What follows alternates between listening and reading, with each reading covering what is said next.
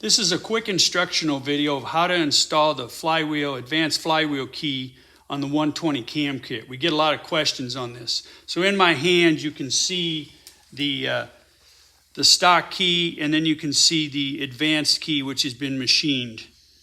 So what we're going to do is you're going to take the advanced key and you're going to set it in the flywheel or in the crankshaft.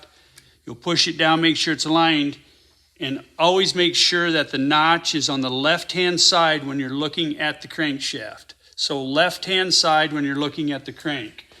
Then what you're going to do is you're going to put your flywheel on, slide it on, and you're going to see there's a movement here. That movement's because of the notch. So to advance the timing like we want, you need to rotate the flywheel clockwise as far as it will go. Then when you're done with that, go ahead and put on your washer and your nut. Now I'm not going to tighten it down just for video purposes. You're going to tighten it down to torque, and then you're going to back it off and take your nut off. And what you're doing right now is you're going to double check that the flywheel didn't move. You should be able to take a small object like we use a zip tie, and you should be able to go on the right-hand side of the keyway and be able to stick the zip tie in. That tells us that the flywheel is rotated clockwise as far as it can go.